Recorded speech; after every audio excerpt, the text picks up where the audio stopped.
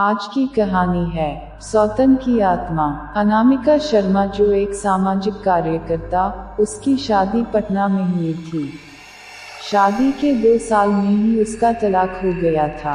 अब वो अपने माता पिता के साथ पुणे में ही रहती है और वो एक संस्था के साथ जुड़ी हुई है जो घरेलू हिंसा के शिकार होने वाली महिलाओं की सहायता करती है।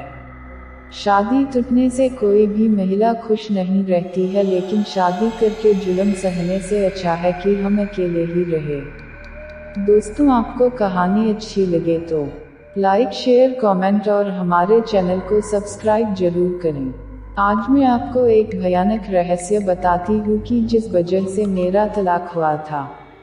वैसे तो मेरे पति मेरा बहुत ही अच्छा ख्याल रखते हैं, लेकिन जब उनको गुस्सा आता है तो वो एक अजीब इंसान बन जाते हैं। उनकी आवाज़ भी भारी हो जाती है। लेकिन मुझे ऐसा लगता था कि उनके गुस्से की वजह से उनके अंदर ऐसा बदलाव आ जाता है, लेकिन ऐसा बिल्कुल नहीं था। उनके ऐसे भयानक रूप के पीछे की सच्चाई कुछ और ही थी। एक रात को मैं और मेरे पति सो रहे थे, वहीं पे अचानक मुझे महसूस हुआ कि मेरे पति लंबी लंबी सांसें ले रहे थे और नींद में ही बोल रहे थे कि मुझे माफ़ करो, अब बस करो, अब बस करो, मुझे अब छोड़ दो, जो भी हुआ है उसमें मेरा कुछ भी कसूर नहीं है। यह सब सुन के तो मेरे रुबाटे खड़े हो गए। मैंने तुरंत ही उनको जगा दिया और पूछा कि क्या बात है, आपसे कौन सी भूल हुई है, आप नींद में क्या बोल रहे थे। मेरे पति ने बात को टालने की कोशिश की और कुछ भी बोले बिना ही सो गए। मैंने फिर से वही सवाल किया। उस समय वो गुस्से में आके मुझे एक जोरदार चाटा लगा दिया। ये पहली बार हुआ था कि उन्होंने मुझ पर हाथ उठाया हो। उसी रात को मैंने तय कर दिया कि मैं यह रहस्य को जान के ही रहूंगी। दूसरे दिन मैंने अपनी सांस से उनके बेटे की कसम दिलाकर सारी सच्चाई के बारे में जान लिया कि हमारी शादी से पहले मेरे पति की दूसरी लड़की के साथ सगाई हो चुकी थी और 3 महीने के अंदर वो सगाई टूट चुकी थी। सगाई टूटने कारण वो लड़की ने पंखे से लटकर आत्महत्या कर ली थी और वही लड़की अब प्रेत बनकर मेरे पति को हैरान कर रही है। इस बात के कारण कोई भी परिवार अपनी बेटी देने के लिए तैयार नहीं हो रहे थे, इसीलिए उन्होंने ये बात हमसे छुपाई थी। उस रात में अपने पति से खूब लड़ाई की और मैंने छुटाछेड़ लेने का फैसला कर लिया, क्योंकि इतनी बड़ी सच्चाई हमसे छुपकर हमें धोखा दिया था। एक रात को करीबन रात के 2 बजे मुझे जगाकर बोले कि तुम इस कमरे से बाहर निकल जाओ। उस समय उनकी ऊँखी खून से लाल चोर हो गई थी और मेरे सामने इस तरीके से देख रहे थे कि मैं कोई पराई व्यक्ति हूँ। मुझे पता था कि इस समय अगर मैं विरोध करूँगी तो वो मेरे साथ मारपीट करेंगे, इसीलिए मैं चुपचाप वहाँ से बाहर निकलकर ड्राइंग रूम में आ गई। लेकिन मुझे नींद नहीं आ रही थी, इसीलिए मैं यह सोच रही थी कि मेरी आगे की जिंदगी कैसे बीतेगी। उसी समय बेडरूम से किसी के बात करने आवाज आने लगी। मेरा हृदय डर के मारे कांपने लगा, क्योंकि कमरे में मेरे पति के अलावा वहाँ कोई नहीं था। मैं तुरंत कमरे से झांक कर देखा तो मेरे तो होश ही उड़ गए। हमारे कमरे में पंखे पर लाश लटक रही थी और मेरे पति लाश के नीचे बैठ के जोर जोर से रो रहे थे और पास में खड़े हुए एक परछाई से बात कर रहे थे। ये सब देखने के बाद मुझे तो चक्कर आने लगे। मैंने तुरंत ही मेरे सास और ससुर जी को उठाया और बेडरूम का दरवाज़ा खोलने के लिए कहा। थोड़े ही देर में मेरे पति बेडरूम में से बाहर आ गए और अपनी सारी बातों से फिर गए और उस समय कमरे में कोई नहीं था। मैं दूसरे ही दिन अपने माता पिता के वहाँ चली गई और सारी सच्चाई बात दी। मेरे पिता मुझे एक साधु के वहाँ ले गई। मैंने उनको भी सारी बातें बता दी। तब उन्होंने जो कहा वो एक चौंकाने वाला रहस्य था। उन्होंने मेरे पति की कुंडली देखकर बोला कि जिस लड़की के साथ तुम्हारे पति की सगाई टूट गई वो तुम्हारे पति और घर वालों के त्रास के कारण मर गई थी और तभी से वो लड़की एक प्रेत बनकर उन सब से बदला ले रही है। तभी से उस लड़की की प्रेत आत्मा ने तुम्हारे पति के शरीर, मन और दिमाग पे कब्जा कर रखा है, और वो कभी भी अपना बदला लेने के लिए कभी भी हमला कर सकती है। दूसरे ही दिन मैंने छुटाछेड़ा लेने के लिए कागजात तैयार कर लिए।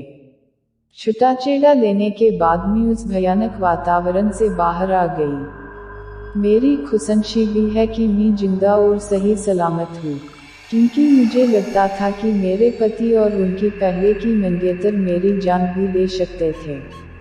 आज की कहानी है आत्माओं का आह्वान। हर वक्त हमारे हॉस्टल के रूम में अजीबोगरीब घटनाएं होती रहती हैं। दिल करता है कि हॉस्टल ही छोड़ दूं, पर हमारे इंस्टीट्यूट और कॉलेज के पास दूसरी कोई इतनी अच्छी हॉस्टल की सुविधा है ही नहीं, इसलिए हम यहीं इसी हॉस्टल में रहने के लिए मजबूर हैं। असल में कहूँ तो इन सब की जिम्मेदार हम खुद चारों सहेलियां ही हैं।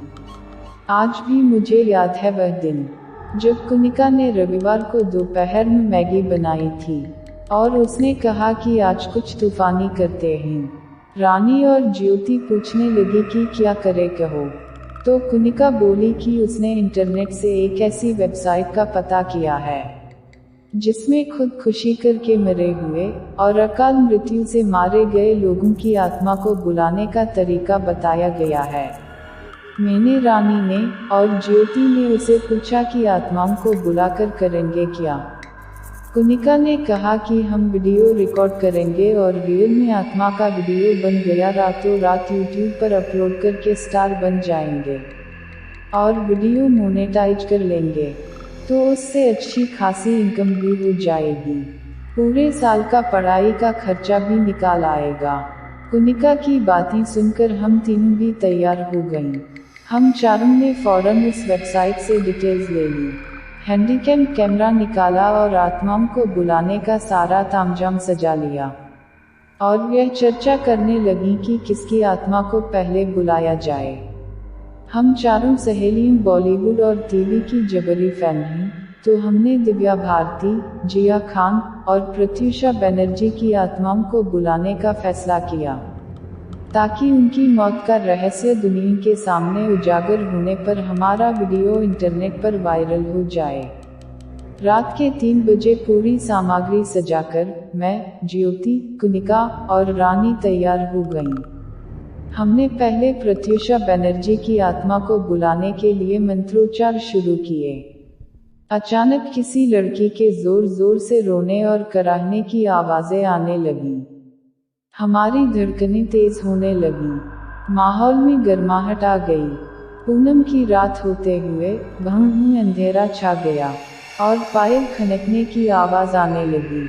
हमने मुड़कर देखा तो एक काली परछाई हमारे पास खड़ी थी। अब हमारा जोश ठंडा हो चुका था, क्योंकि वह आत्मा प्रत्युषा बनर्जी की तो नहीं लग रही थी।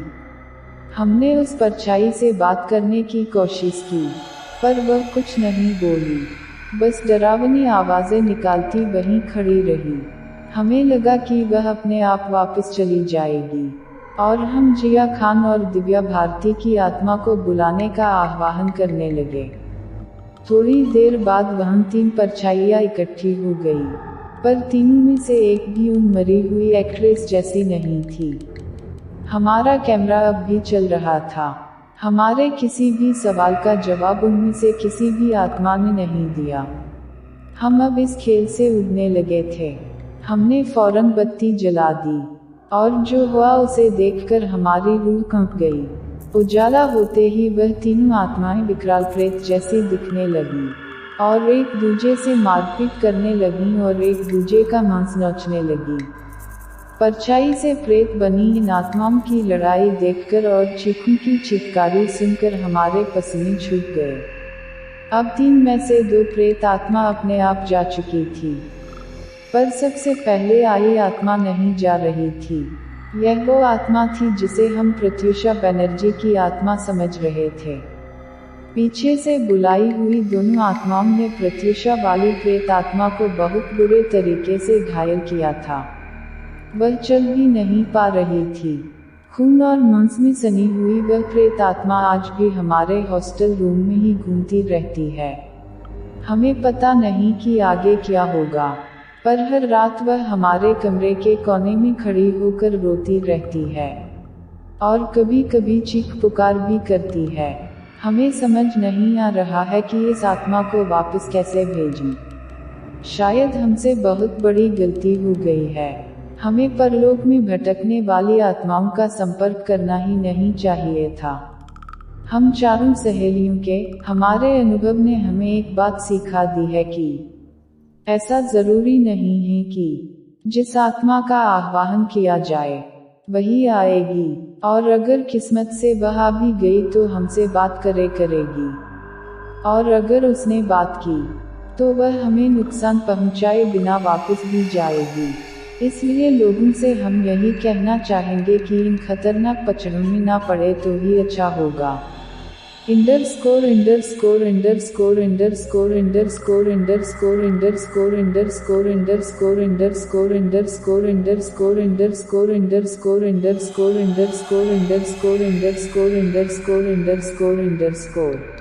नदी में रहने वाली भूतनी का कहर।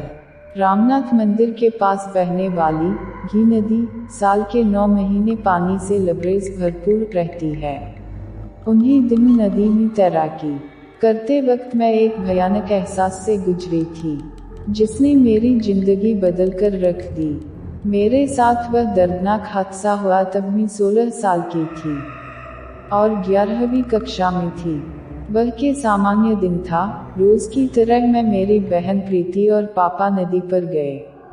उस दिन पानी काफी ठंडा था, इसलिए पापा ने मुझे और प्रीति को कमर से ज्यादा गहरे पानी में जाने से मना किया था, और वह खुद नदी के पास स्थित रामनाथ मंदिर में दर्शन करने चले गए।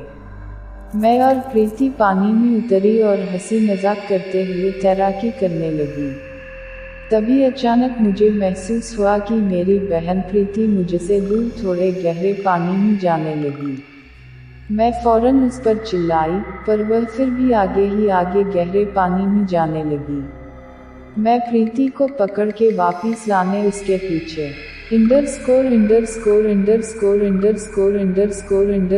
पीछे गहरे पानी में जाने लगी। अब पानी मेरे गले तक था। अचानक प्रीति मेरी आँखों से ओझल गायब हो गई।